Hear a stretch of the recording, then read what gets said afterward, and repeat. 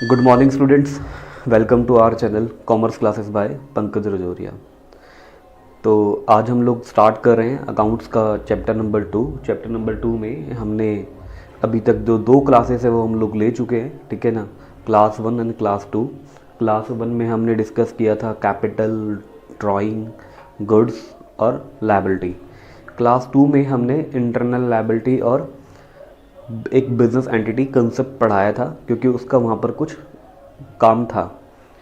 तो पहले तो मैं आपको यही बात बोलूँगा कि इस वीडियो को अगर आप देख रहे हैं, ठीक है, तो अगर आप पूरा चैप्टर समझना चाहते हैं तो आप पहले वाली दो वीडियो ज़रूर देखें, ठीक है।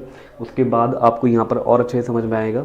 और बाकी अगर आपको एसेट्स ही सीखना है तो इट्स एन एप्रोप्रिएट वीडियो। तो स्टार्ट करते हैं, what is the asset. Asset क्या है, आज का हमारा टॉपिक है, हम लोग पढ़ेंगे एसेट। तो बेटा एक ना बात ध्यान रखना, मैं हमेशा से एक बात बोलता हूँ कि जब भी ना हमें कोई चीज़ सीखनी है ना, तो पहले अपनी भाषा में सीखेंगे, हमारी भाषा में उसका मतलब क्या है। उसके बाद देखेंगे बुक में क्या लिखा हुआ है, ठीक है। हमें एग्ज़ाम में अपनी लैंग्वेज में क्या लिखना है, हमें क्या सीखना है अपनी भाषा में। पहले हम लोग खुद सीख जाए कि वो चीज़ क्या होती है, उसके बाद हम लोग बना देंगे। तो हमने क्या करना है, पहले एसेट्स का एक देसी वर्जन सीखना है, ठीक है जी। तो हम लोग बोलते हैं जो एसेट्स है, एसेट्स क्या होती है, हम लोग बोलते हैं बिजनेस में बिजनेसमैन पैसा खर्च करके जो भी सामान लेके आता है ना इस्तेमाल करने के लिए, वो एसेट होती है, ठीक है जी। तो एसेट वर्ड आपको बिल्कुल क्लियर हो गया होगा। जो भी सामान हम पैसा खर्च करके लेके आते हैं इस्तेमाल करने के लिए, वो हमारी क्या होती है, एसेट होती है। अब ना मैं इसको थोड़ा सा अपग्रेड करूं, एक छोटी सी बात बताना। अगर आपने कोई सामान खरीदा है तो आप मुझे सिंपल सी बात बताएं, आप उस सामान के मालिक है कि नहीं है। आप उस सामान के मालिक हैं, ठीक है जी। तो हमारी जो डेफिनेशन है ना वो हमें इसकी की तरफ ले जाएगी कि बिजनेस में जो भी सामान हमने खरीदा है, ठीक है जी, वो हमारी एसेट है, क्योंकि उस पर हमारा मालिकाना हक है। तो अगर मैं एक बात मैं बोलूँ कि वो सामान जिसके ऊपर बिजनेस का मालिकाना हक है, वो बिजनेस के लिए क्या होती है, एसेट होती है, ठीक है जी। आगे चलते हैं। तो अब एक बार देखते हैं क्या लिखा हुआ है। हमने बोला what is the assets. Assets क्या होती है, हमने बोला assets are those properties. Properties बोलते हैं सामान को। प्रॉपर्टी का मतलब बेटा लैंड एंड बिल्डिंग मत समझ लेना। प्रॉपर्टी का मतलब क्या, सामान, हर प्रकार का जो सामान होता है ना, जो भी सामान आपके पास है, आपका स्कूल बैग आपकी प्रॉपर्टी है, आपकी बुक्स आपकी प्रॉपर्टी है, ठीक है जी, आपकी वाटर बॉटल वो सब आपकी प्रॉपर्टी है, क्योंकि वो सब आप ही का सामान है। तो asset are those property and rights, इस पे बात करूंगा मैं भी, राइट्स पे, अधिकारों पे, which is owned by the business. अभी अब राइट को भूल जाओ, छोड़ दो इसे। एसेट वो प्रॉपर्टीज होती है जो कि बिजनेस की ओन्ड होती है। ओन्ड का मतलब क्या है, मालिकाना हक, जिसका जिसका वो सामान जिसके ऊपर बिजनेस का मालिकाना हक है, वो क्या होती है, बिजनेस की एसेट्स। सर राइट को छोड़ दिया था आपने, राइट बताया था बेटा कि हम ना सामान के अलावा कई सारे अधिकार भी खरीदते हैं। जैसे गवर्नमेंट जो होते हैं ना, वो जैसे कोल माइनिंग होती है इंडिया के अंदर, कोयले की खदान होती है ना, तो गवर्नमेंट कोयले की खदान से कोयला निकालने का राइट बेचती है। कोल माइनिंग का गवर्नमेंट राइट बेचती है कि भैया ये राइट आपको खरीदना है। ऑक्शन होती है बाकायदा, उस ऑक्शन के अंदर पैसा दे के लोग खरीदते हैं। तो अगर कोई आपने ऐसा कोई अधिकार खरीदा हुआ है, तो वो अधिकार भी आपके लिए क्या होता है, एसेट ही होती है, क्योंकि खरीदा है तो उस अधिकार के मालिक हैं आप। अब हमने एक बात बोली इसमें एक अलग से, and having the monetary value. Sir monetary value होनी चाहिए किसकी, इस प्रॉपर्टी की भी और इस राइट की भी। मैं एक एग्जांपल देके बताता हूँ मॉनेटरी वैल्यू से मैं क्या कहना चाहता हूँ। सर कई सारे ना लाइफ में आपके ऐसे अधिकार होंगे, ठीक है जी, जिसकी ना कोई मॉनेटरी वैल्यू नहीं हो सकती, ठीक है। जैसे आप हो, आपका एक बेस्ट फ्रेंड है, ठीक है जी, आप हो, आपका एक बेस्ट फ्रेंड है, आप अपने बेस्ट फ्रेंड के ऊपर ना आपका एक अधिकार है कि यार मेरा ना एक कुछ तो अधिकार होते हैं ना दोस्तों के ऊपर, हम लोग कुछ जताते हैं ना कि भैया तू उससे बात नहीं करेगा भाई, उससे वो मेरा झगड़ा हो रखा है, ठीक है ना। आपका अधिकार है जी अगर आपका बेस्ट फ्रेंड है तो, लेकिन क्या उस अधिकार की मॉनेटरी वैल्यू है, क्या उसको बेच सकते हो। किसी और दोस्त को बोलो, क्लास के किसी और लड़के को, ओए देख मेरा अधिकार है कि ये ना मेरा बेस्ट फ्रेंड है, ये उससे बात नहीं करेगा, तू 50 रुपये दे, ये अधिकार तेरा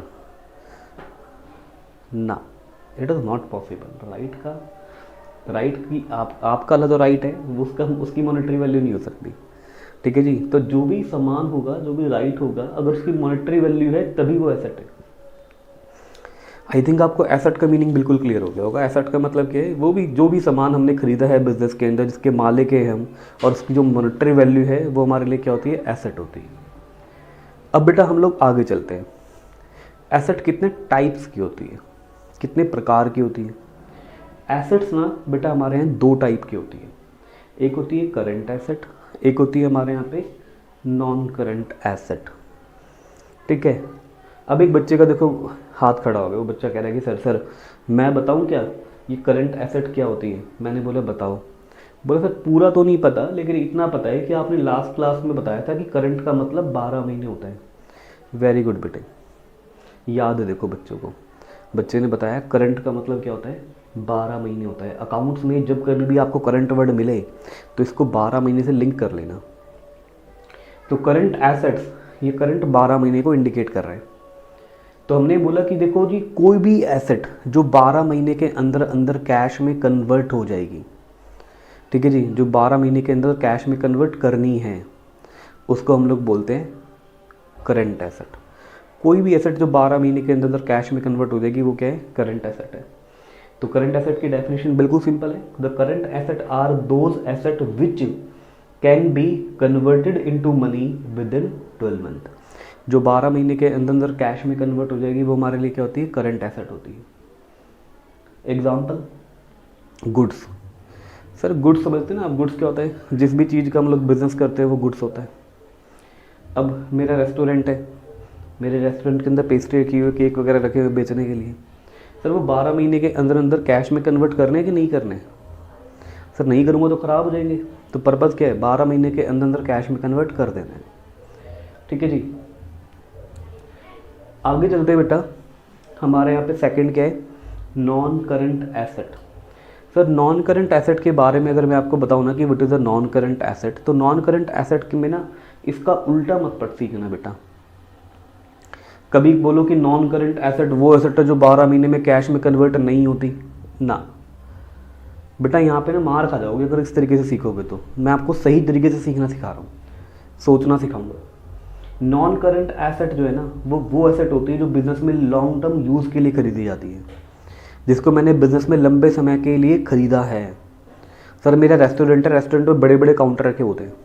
क्या वो बड़े बड़े काउंटर जो होते हैं ना, जो टेबल कुर्सी जो होती है, वो सब हमारी नॉन करंट एसेट है। क्या हमने वो बेचने के लिए खरीदी हुई है? सर वो हमने इस्तेमाल करने के लिए खरीदी है, लंबे समय के इस्तेमाल के लिए। कि हम उसे आज नहीं, हम उसे 3 या 4 साल 5 साल तक इस्तेमाल करेंगे, वो नहीं बेचते हम। तो जो एसेट हमने बेचने के लिए नहीं खरीदी, इस्तेमाल करने के लिए खरीदी है लंबे समय के, वो हमारी नॉन करंट एसेट होती है। तो नॉन करंट एसेट वो एसेट होती है जो बिजनेस में लंबे समय के इस्तेमाल के लिए खरीदी गई है। और देयर इज़ नो ऑब्जेक्टिव, मेरा कोई भी ऑब्जेक्टिव नहीं होता कि मैं उस एसेट को कैश में कन्वर्ट करूं, ठीक है जी। उस एसेट को कैश में कन्वर्ट बेटा उसी केस में करते हैं जब वो बिल्कुल बेकार हो जाती है, बहुत पुरानी हो जाती है, किसी यूज़ की नहीं रही। इन दैट केस तो देखो बेचनी पड़ेगी, वो कबाड़ा हो चुकी है। लेकिन जब तक वो यूजेबल है ना, जब तक आप उसको यूज़ कर रहे हो, तो आपका पर्पज़ नहीं है उसको कैश में कन्वर्ट करने का। अब हमने ट्यूशन सेंटर में चेयर वेयर खरीदी हुई है, वो चेयर क्या है, मेरी नॉन करंट एसेट। चेयर बेचता थोड़ी, बच्चे आते हैं, बैठते हैं, पढ़ के चले जाते हैं। अब कोई चेयर मेरी टूट गई, अब उस पर किसी बच्चे को तो बिठा नहीं सकता, ठीक है। तो मैं बोल देता हूँ नीचे ऑफिस बॉय को कि भाई ये चेयर टूट गई, कबाड़ी आए तो कल इसको बेच दियो। तो इसका मतलब ये नहीं है कि वो चेयर मेरी करंट एसेट बन जाएगी ना, चेयर मेरी रहेगी नॉन करंट एसेट ही, क्योंकि जो बाकी सारी चेयर्स है वो मैंने बिजनेस में लॉन्ग टर्म पर्पज़ के लिए खरीदी है, लॉन्ग टर्म यूज़ के लिए खरीदी हुई है, ठीक है जी। तो आई थिंक आपको क्लियर है नॉन करंट एसेट। रीड कर ले एक बार। तो non current asset are those asset which are acquired, acquired का मतलब बेटा परचेज होता है, फॉर लॉन्ग टर्म यूज़, जिसको मैंने लॉन्ग टर्म यूज़ के लिए खरीदा है। There is no objective to convert them into the cash, इनको कैश में कन्वर्ट करने का कोई भी ऑब्जेक्टिव नहीं है, ठीक है बेटे। अगर आप कॉपी करें साथ साथ तो बढ़िया है, अगर आप कॉपी नहीं कर रहे तो स्क्रीनशॉट ले लें।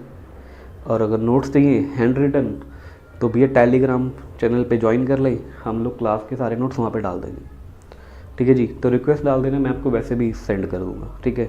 हम लोग नोट से पैसे नहीं कमाते बेटे, ठीक है। चलें आगे, चलो भाई पढ़ते हैं हम लोग एसेट्स को आगे। अभी भी हमने डिस्कस किया कि एसेट क्या होती है, नॉन करंट एसेट क्या होती है, करंट एसेट क्या होती है, ये हम डिस्कस कर चुके हैं। अब देखो हम नॉन करंट एसेट का ना बाकी का पार्ट पढ़ते हैं। बेटा नॉन करंट एसेट का पार्ट है fixed asset. Non current asset का पार्ट क्या है, फिक्स एसेट। और फिक्स एसेट के भी दो पार्ट है, टैंजिबल एसेट और इनटैंजिबल एसेट, ठीक है जी।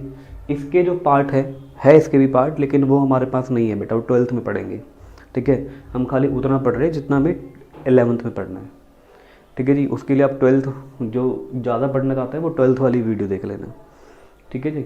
12th वाली वीडियो मिल जाएगा आपको। तो नॉन करंट एसेट का पार्ट क्या है, फिक्स एसेट। फिक्स एसेट के क्या है, टैंजिबल और इनटैंजिबल एसेट। अब फिक्स्ड एसेट क्या होता है, फिक्स एसेट को बताने से पहले मैं आपको एक थोड़ी सी एक बात बताता हूँ। एक बात मेरी ना, जैसे मैं कहीं पे भी जाता हूँ, रिश्तेदारी में जाता हूँ, कहीं फ्रेंड सर्कल में जाता हूँ, कहीं पे भी मैं जाता हूँ, तो लोग मुझे ना एक बात बोलते हैं कि तेरी ना शक्ल तेरे पापा से मिलती है। भाई बिल्कुल मिलेगी, अपने पापा का बेटा हूँ तो ऐसे फिक्स एसेट है ना, नॉन करंट एसेट का बेटा है। तो एक सिंपल सी बात बताओ कि फिक्स एसेट के अंदर नॉन करंट एसेट के फीचर मिलेंगे कि नहीं मिलेंगे? मिलेंगे ना, मेरे मिले, अपने पापा के बेटे हूँ, शायद तुम्हारे भी मिलते होंगे। तो नॉन करंट एसेट का बेटा कौन है, फिक्स एसेट है। तो फिक्स एसेट के अंदर नॉन करंट एसेट के फीचर मिलेंगे। तो फिक्स एसेट क्या होती है, वो एसेट जो बिजनेस में लॉन्ग टर्म यूज़ के लिए खरीदी गई है। मिल गया बेटा एक पहला फीचर। दूसरी बात, फिक्स एसेट में एक चीज़ अपनी भी वैल्यू एड हो जाती है। जैसे मेरे अंदर मेरे पापा के फीचर तो है, लेकिन कुछ मेरे खुद के भी हैं। फिक्स एसेट जो होती है ना, ये बिजनेस की अर्निंग कैपेसिटी को बढ़ा देती है। क्या क्या कर देती है, बिजनेस की अर्निंग कैपेसिटी को बढ़ा देती है, ठीक है जी। तो हम लोग बोलते हैं fix asset are those asset which are acquired for the long term use in the business, they increase the earning capacity of the business. बेटा इतना ही सीखना है आपने और नहीं सीखना है आपने। आपके लिए खाली एक एक नंबर का आएगा, ये कोई 5-5 नंबर का नहीं आएगा कि मैं आपको पैरा पैरा सिखा दूँ। तो इतना ही लिखेंगे हम लोग, काफ़ी है हमारे लिए। अब फिक्स एसेट ने भी दो बच्चे हुए इसके। पहले बेटे का नाम है टैंजिबल एसेट, दूसरे का नाम क्या है, इनटैंजिबल एसेट। ये बड़े शरीफ से है, बहुत सिंपल सा मीनिंग है। बोलते हैं टैंजिबल एसेट जो है ना, ये वो एसेट होती है जिसको हम छू सकते हैं और देख सकते हैं। जैसे land and building, plant and machinery, furniture, ये सब हमारे घर की कौन सी एसेट है, टैंजिबल एसेट है। मैं इन्हें छू भी सकता हूँ, देख भी सकता हूँ। जैसे मेरा बोर्ड दिख रहा है आपको, ये मेरी एसेट है, मैं इसको छू सकता हूँ, देख भी सकता हूँ, तो ये मेरी टैंजिबल एसेट में आएगी। ये एसेट जो है, ये मेरा बोर्ड है, नॉन करंट भी है, नॉन करंट के अंदर फिक्स्ड है, फिक्स के अंदर ये टैंजिबल है। समझ में आ रहा है? तो टैंजिबल एसेट कौन सी होती है, जिसको हम छू भी सकते हैं और देख भी सकते हैं। इनटैंजिबल एसेट कौन सी होती है, जिसको हम ना तो हम छू सकते ना ही हम देख सकते।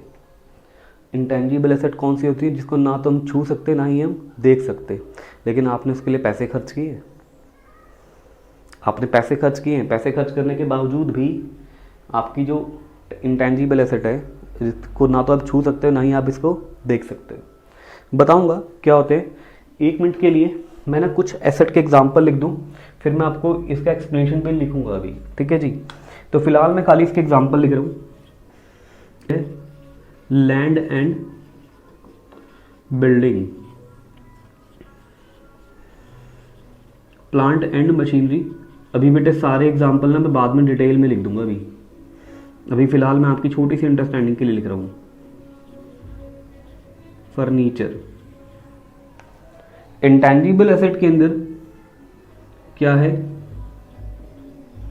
गुडविल, पेटेंट, ट्रेडमार्क,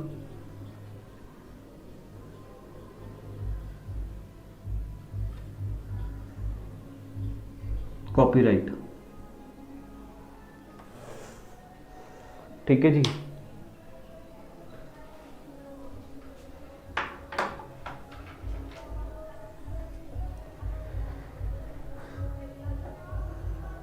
तो चलिए आगे।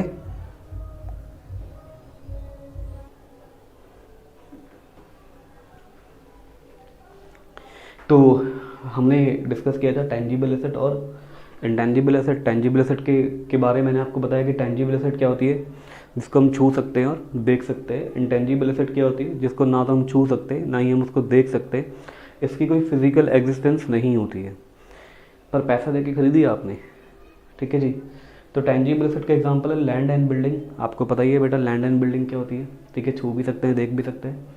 Plant and machinery, sir plant उस जगह को बोलते हैं जहाँ पर हम फैक्ट्री को लगाते हैं, ठीक है जी। तो प्लांट को छू सकते हैं, देख सकते हैं, मशीनरी को भी, फर्नीचर को भी। अभी मैंने खाली इतने ही एग्जांपल लिखे, जब डिटेल लिखूंगा इसकी तो इसके बाकी के एग्जांपल लिख दूंगा। फिर मैंने बोला कि इंटेंजिबल एसेट के एग्जांपल जो है वो है goodwill, patent, trademark and copyright. इसमें ना मैं आपको बता देता हूँ कि ये सब क्या होते हैं, आप पहली बार सुन रहे होंगे। गुडविल क्या होती है बेटा, हम लोग बोलते हैं बेटा कि जब हम किसी भी बिजनेस के अच्छे नेम फेम को, जिस अपने नेम फेम के कारण वो अपने कंप्यूटर से ज़्यादा प्रॉफिट कमा रहे हैं, इसको हम बोलते हैं गुडविल। इसको हम क्या बोलते हैं, गुडविल, ठीक है जी। तो गुडविल एक इंटेंजिबल एसेट कैसे होती है वो मैं आपको समझाता हूँ एक सिंपल सा एग्जांपल देके। सपोज करो मैं और मेरा एक फ्रेंड, हम दोनों ने मिलके सोचा कि ना एक बिज़नेस करते हैं, ठीक है जी। तो हमने, हमारे ना पड़ोस में एक दुकान है बड़ी फेमस, दुखीराम समोसे वाले की, बहुत फेमस है। तो हम दोनों चले गए दुखीराम समोसे वाले के पास। हमने बोला कि भाई आज हम समोसे खरीदने नहीं आए, तेरी दुकान खरीदने आए हैं, चल अपनी दुकान बेच दे हमें। तो उसने सारा सामान कैलकुलेट किया, सारा सामान मिला के बैठा उसका 10 लाख रुपए का। तो मैंने, मेरे फ्रेंड ने उसको 10 लाख रुपए दिए। हमने बोला भाई ये ले 10 लाख खाली कर दे। बोला भाई साहब 10 में नहीं दूंगा, दुकान दूंगा 15 की। मैंने बोला भाई 5 लाख फालतू की चीज़ की। बोला भैया यहाँ बैठ के ना एक नाम कमाया है, यहाँ बैठ के मैंने क्या कमाया है, एक नाम कमाया है, और उस नाम के पैसे लूँगा क्योंकि आपको मेरे नाम का बेनिफिट मिलेगा। कह रहा, मैंने बोला नाम का बेनिफिट? बोला हाँ भैया, किसी से भी पूछ लेना दुखीराम का नाम, दुखीराम समोसे वाला सब जानते हैं, ठीक है जी। और एडवर्टीजमेंट ना भी करोगे तो भी ग्राहक आएगा, ठीक है। तो मेरे नेम का आपको बेनिफिट मिलेगा, तो अपने नाम के पैसे लूँगा। उसका नेम उसके लिए क्या है, गुडविल। अब मैंने उसको कितने रुपए दिए बिजनेस खरीदने के लिए, 15 लाख रुपए। डील फाइनल हुई, मैंने 15 लाख रुपए दे दिए। तो बेटा 10 लाख का, जो 10 लाख का हमारे पास सामान आया वो है मेरे लिए टेंजिबल एसेट। लेकिन जो 5 लाख रुपए मैंने उसके नाम के एडिशनली पेड किए, सर क्या मैं उसके नाम को छू सकता हूँ, देख सकता हूँ? वो मेरे लिए क्या हुआ, नाम का पैसा, इंटेंजिबल एसेट, ठीक है जी। क्यों ना तो मैं उसके नाम को छू सकता, ना ही मैं उसके नाम को देख सकता। क्लियर है ये? डाउट है किसी को कोई? ठीक है जी। तो name of the business is a goodwill, ठीक है जी। तो समझ में आ गया होगा आपको। तो गुडविल क्या है, एक इंटेंजिबल एसेट क्यों है। दूसरा है पेटेंट। पेटेंट क्या होता है बेटा? पेटेंट होता है, जो साइंटिस्ट होते हैं ना, जो नए नए इन्वेंशन करते हैं, वो ना अपने इन्वेंशन को रजिस्टर्ड करा लेते हैं ताकि उनके इन्वेंशन को कोई कॉपी ना करे। फिर उसके बाद ना वो अपना जो इन्वेंशन है, ठीक है, क्योंकि साइंटिस्ट है, साइंटिस्ट का काम क्या है, दोबारा एक नया इन्वेंशन करना, तो वो अपने नए इन्वेंशन में जुट जाएगा। जो पुराना इन्वेंशन होगा वो किसी कॉर्पोरेट कंपनी को बेच देता है। तो साइंटिस्ट ने जो अपना पेटेंट है, जो उसने नया इन्वेंशन किया था एक, वो उसने किसी कंपनी को बेच दिया, ठीक है जी। जैसे सपोज करो कि साइंटिस्ट ने दुनिया में सबसे तेज़ चलने वाली कार बनाई, उसने कार का जो फॉर्मूला था पेटेंट कराया, पेटेंट कराने के बाद उसने किसी कार बनाने वाली कंपनी को बेच दिया। अब जो उसने कार बनाने वाली कंपनी को बेचा, सर उसने उसको कार थोड़ी बेची है, कार बनाने का फॉर्मूला बेचा है। क्या उसके फॉर्मूले को छू सकते हो, देख सकते हो? तो पेटेंट क्या हुआ, एक इंटेंजिबल एसेट। ट्रेडमार्क, ट्रेडमार्क को ना ऐसे तोड़ के पढ़ो।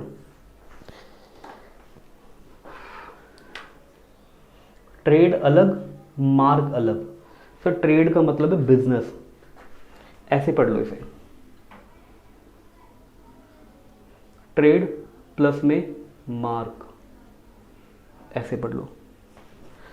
ट्रेड का मतलब क्या है? ट्रेड का मतलब है बिजनेस। मार्क का मतलब क्या है? निशानी। कई सारे बिजनेस ना निशान से बिजनेस कर रहे हैं, वो अपने नाम से बिजनेस नहीं कर रहे। जैसे आपने बहुत फेमस सुना होगा एक MDH, सर एमडीएच क्या लगता है आपको, उसका कंपनी का नाम है? सर ये नाम नहीं है उस कंपनी का, उस कंपनी का नाम है महाशयदी हट्टी। क्या नाम है उस कंपनी का? महाशयदी हट्टी। सर वो अपने नाम से बिजनेस नहीं करते, उन्होंने एक शॉर्ट फॉर्म बनाई एमडीएच। बोला भैया ये निशान है हमारी कंपनी का एमडीएच, और ये हमारा ट्रेडमार्क है, इसको पहचान लेना, जहाँ पर भी एमडीएच लिखा हो ये हमारा सामान है। तो अगर मैं कल एमडीएच को बोलूँ कि भैया एमडीएच, ये जो अपना जो एमडीएच जो तुम लिखते हो ना अपने प्रोडक्ट पे, ये मैं अपने प्रोडक्ट पे लिखना चाहता हूँ, क्या मुझे फ्री में लिखने दे देगा? नहीं देगा ना, पैसे लेगा। तो वो अपने निशान के मेरे से पैसे लेगा, निशान के अगर मैं उसको पैसे दूंगा, ठीक है जी, तो क्या मैं निशान को छू सकता हूँ, देख सकता हूँ? ठीक है जी, तो वो क्या है? Intangible asset. लास्ट है कॉपीराइट। सर इसको भी तोड़ के पढ़ो। कॉपी का मतलब है नकल, राइट का मतलब है अधिकार। जैसे ना आप लोग बहुत सारे बच्चे जो हैं जो अकाउंट्स पढ़ते हैं, उनके पास एक बुक होगी टीएस ग्रेवाल, कई बच्चों के पास बुक होगी एससी शर्मा। तो अपना टीएस ग्रेवाल का पहला पेज पलटना, दूसरे पेज पे पढ़ना, ठीक है जी, उस पर लिखा होगा एक जगह सी लिखा होगा, फिर लिखा होगा ऑल राइट्स आर रिजर्व। कि टीएस ग्रेवाल साहब ने किताब बनाई, ठीक है, और उन्होंने उस बुक का क्या करा लिया? कॉपीराइट करा लिया, नकल का अधिकार, कि इस बुक को आज के बाद कोई और नकल करके नहीं बेचेगा। अगर आपने इस बुक को नकल करके बेचा तो भैया मैं आपके ऊपर कानूनी कार्रवाई करूँगा। तो नकल का अधिकार, अगर आपको टीएस ग्रेवाल दोबारा छाप के बेचनी है तो आपको टीएस ग्रेवाल साहब से ना उसका कॉपीराइट ख़रीदना पड़ेगा। और जब आप उसका कॉपीराइट ख़रीदोगे तो क्या आपको फ्री में दे देंगे? पैसे लेंगे। पैसे आपने दिए, कॉपीराइट ले लिया, क्या आप कॉपीराइट को छू सकते हो, देख सकते हो? अब अगर एक कंक्लूजन निकालोगे ना बेटा इन सब का, तो मेरे को लगता है कि इंटेंजिबल एसेट ना सिर्फ अधिकार ही है। गुडविल उसने अपने नाम को यूज करने का अधिकार दिया था कि मेरा नाम आप यूज कर लो, तो वो भी क्या मिला? अधिकार मिला। अधिकारों को छुआ नहीं जा सकता, देखा नहीं जा सकता। पेटेंट अपने आविष्कार को यूज करने का अधिकार दे दिया कि आप मेरा आविष्कार यूज कर लो, देखा छुआ नहीं जा सकता, अधिकार है ये भी। ट्रेडमार्क मेरे निशान से बिजनेस कर लो, उसने अधिकार दे दिया, उसने एक राइट दे दिया कि भैया मेरे निशान को आप यूज़ कर लो। यहाँ पर भी उसने आपको एक प्रकार का अधिकार दिया है, तो नहीं ना छुआ जा सकता ना देखा जा सकता। कॉपीराइट में भी उसने अधिकार दिया कि ठीक है भैया आप नकल कर लो मेरी चीज़ को, तो ये भी क्या है? अधिकार। और अधिकार क्या है? The rights are intangibles, rights को देखा नहीं जा सकता, छुआ नहीं जा सकता। तो इंटेंजिबल एसेट्स क्या है? एक प्रकार के राइट्स होते हैं। मैंने आपको बाकी डिटेल समझाया है, ठीक है जी। तो आगे चलते हैं बेटे। तो बेटा ये हमने ना डिटेल लिख दी है फिक्स एसेट की, इंटेंजिबल एसेट, टेंजिबल एसेट की और इंटेंजिबल एसेट की। फिक्स एसेट क्या होती है, टेंजिबल क्या होती है, इंटेंजिबल क्या होती है, समझा मैंने आपको दिया ही है, ठीक है जी। फिक्स एसेट क्या होती है? वो एसेट जो बिजनेस में लॉन्ग टर्म यूज़ के लिए खरीदी है और जो बिजनेस की अर्निंग कैपेसिटी को बढ़ा देती है, ठीक है जी। टेंजिबल एसेट जिसको आप छू सकते हो, देख सकते हो, उसको आप क्या बोलते हो? Tangible asset. क्लियर है? इसके एग्जांपल मैंने लिख दिए, land and building, plant and machinery, furniture and fixture, car, computer and office equipment. Intangible asset क्या होती है? जिसको ना तो आप छू सकते ना ही आप उसे देख सकते, जैसे goodwill, patent, copyright, trademark, software etcetera. ये सब मैंने आपको एक्सप्लेन कर दिया है, ठीक है जी। अब ना एक बच्चे का डाउट आ रहा है, डाउट ले लेते हैं बेटे। एक बच्चे ने मेरे से क्लास में पूछा कि sir I can touch you and I also can see you, तो सर क्या आप भी टेंजिबल एसेट हो? Tangible asset are those asset which can be touch and seen. मैंने बोला बेटा मैं टेंजिबल एसेट नहीं हो सकता, क्योंकि मैं एसेट की डेफिनेशन पे खरा नहीं उतरता। एसेट की डेफिनेशन क्या थी, भूल गए आप? Having the monetary value. मेरी कोई मॉनेटरी वैल्यू नहीं है बेटा। अपने परिवार के लिए मैं शायद 1 करोड़ गाऊंगा, आपके लिए शायद कुछ भी वैल्यू नहीं है, और एक अननोन बंदे के लिए कुछ भी नहीं। कभी शायद अगर मैं सड़क पे गिर जाऊँ, एक्सीडेंट हो जाए, तो कितने लोग होंगे जो मुझे बगैर देखे निकल जाएंगे, क्योंकि उनके लिए मेरी कोई वैल्यू नहीं है।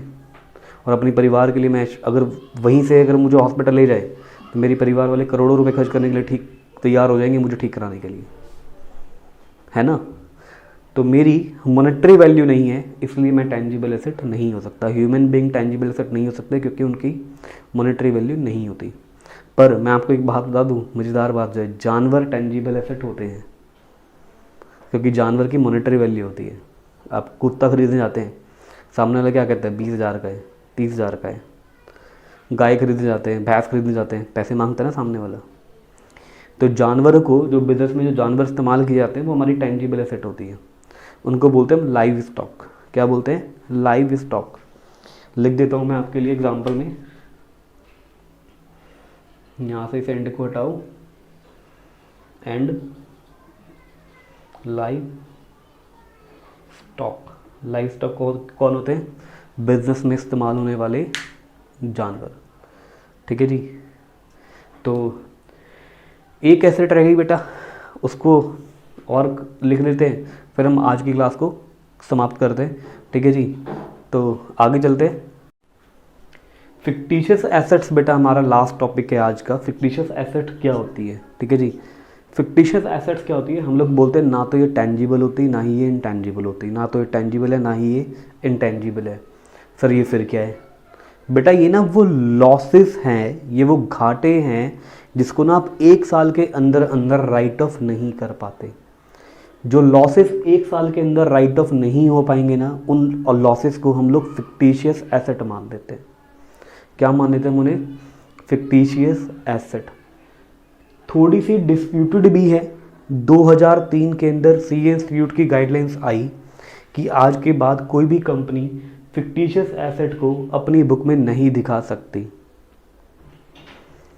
पर उसी टाइम पर फिक्टिशियस एसेट्स जो है, ठीक है जी, एक हमारे देश में उस टाइम जो प्राइम मिनिस्टर थे अटल बिहारी वाजपेयी जी, उन्होंने फिक्टिशियस एसेट्स दिखाने की परमिशन दी थी अपने आप एयर इंडिया को। जब सीए इंस्टीट्यूट ने अटल बिहारी वाजपेयी जी को बताया कि सर ये तो हमने हटवा दिया है, ऐसी कोई एसेट वैसेट नहीं होगी, अब 2003 में डिलीट हो चुका है कंसेप्ट। पर अटल बिहारी वाजपेयी जी ने बोला कि मेरा रिगार्ड कर लो, मैं प्राइम मिनिस्टर हूँ, इनको अलाउड कर दो, मैं कमिटमेंट कर चुका हूँ। तो एयर इंडिया को खाली परमिशन थी 2010 तक कि वो अपनी बुक के अंदर फिक्टिशियस एसेट दिखा सकती है। 2010 के बाद तो किसी भी कंपनी को फिक्टिशियस एसेट्स अपने अकाउंट्स में दिखाने की परमिशन नहीं है। इसका मतलब है ये जो कंसेप्ट है ना अब नहीं होता, डिलीटेड है जी। जी ऑब्वियसली डिलीटेड होना ही चाहिए। क्यों डिलीट होना चाहिए यार? एक सिंपल सा लॉजिक बताओ, ना तो ये टेंजिबल है ना ये इंटेंजिबल है। आप कह रहे जो घाटे एक साल में राइट ऑफ नहीं हो पा रहे उनको एसेट मान लो। यार ऐसी कोई दुकान देखी आज तक जिसके बाहर कभी बोर्ड टंगा हो, यहाँ पर घाटे खरीदे और बेचे जाते हैं? किसी दुकान पे पहुंच जाओ, दुकानदार आपको बोले घाटे लेगा, बट द मीनिंग यार क्या बकवास है ये, ठीक है। तो घाटा एक एसेट कैसे हो सकती है, ठीक है जी। तो इसलिए इसको डिलीट करवा दिया। अगर फिक्टिशियस एसेट डिलीटेड है, हमें पढ़नी है अभी भी, क्या करें, हमारा कोर्स है। तो फिक्टिशियस एसेट्स हम लोग बोलते हैं कौन सी एसेट है जो भैया ना तो टेंजिबल है ना ही ये इंटेंजिबल है। ये क्या है? लॉसेस है जो एक साल में राइट ऑफ नहीं हो पाते। कई सारे बच्चे पूछेंगे सर ये राइट ऑफ का मतलब क्या है, और एक साल में राइट ऑफ का मतलब क्या है? तो बेटा राइट ऑफ से मेरा मतलब पता है क्या है कि जैसे सपोज करो कि मेरा जो लॉस है ना, लॉस का जो अमाउंट है वो है 1 लाख रुपए। अब जो मेरा प्रॉफिट है उस साल का प्रॉफिट है खाली 30,000 रुपये, 30,000, ठीक है। तो लॉस कितने रुपए का है? 1 लाख रुपए का। प्रॉफिट कितने रुपए का है? कितने प्रॉफिट बताएं? 30,000 का। क्या 1 लाख रुपए का जो लॉस है वो 30,000 के सामने पूरा हो जाएगा? सर अब उसको लॉस को 70,000 रुपये लॉस बच जाएगा। 1 लाख रुपए का लॉस है, 30,000 रुपये का प्रॉफिट है, तो सर 1 लाख रुपये 30,000 से कहाँ सेट ऑफ हो जाएगा? नहीं सेट ऑफ हो पाएगा ना। जो 70,000 का जो लॉस जो मेरा राइट ऑफ नहीं हो पा रहा प्रॉफिट के अगेंस्ट, वो फिक्टिशियस एसेट बन जाएगा, ठीक है जी। तो जो लॉस राइट ऑफ नहीं हो पाता एक साल के अंदर, अकाउंटिंग ईयर का मतलब 1 साल ही होता है बेटा, हमारे अकाउंटिंग ईयर 1-1 साल के ही होते हैं, उन लॉसेस को हम लोग क्या मान लेते हैं? फिक्टिशियस एसेट मान लेते हैं। फिर भी किसी को डाउट हो ना बेटा तो अपना डाउट मेरे को सेंड कर देना, हम आपको डिटेल में समझा देंगे, ठीक है जी। एक और वीडियो बना देंगे सिर्फ फिक्टिशियस एसेट्स के ऊपर ही, ठीक है, तो आज की क्लास हम लोग ख़त्म कराते हैं, ठीक है जी। और तो एक फाइनली रिक्वेस्ट है, please like subscribe and share, ठीक है जी। अच्छी लगे तो कर देना, ना अच्छी लगे तो मत करना, कोई बात नहीं, ठीक है, मर्जी आपकी। अच्छी लगे तो लेकिन प्लीज़ सब्सक्राइब कर देना ताकि अगली वीडियो की रिक्वेस्ट आपको मिल जाए, क्योंकि चैनल का ना कंटेंट बहुत अच्छा है, चैनल का कंटेंट बहुत ज़्यादा भी है। अगर आप शेयर करोगे तो बहुत सारा कंटेंट है, बहुत सारे आपके फ्रेंड्स के काम आ जाएगा, सीनियर के, जूनियर के, बहुत सारा काम आ जाएगा। बीकॉम फाइनल ईयर वालों का भी कंटेंट मिल रहा होगा आपको चैप्टर के इस चैनल के अंदर, ठीक है जी। तो ठीक है, आज की क्लास हम लोग समाप्त करते हैं। ओके, बाय बाय, ठीक है जी। जय श्री राम, शब्बा खैर, अपना अपना ध्यान रखेंगे आप।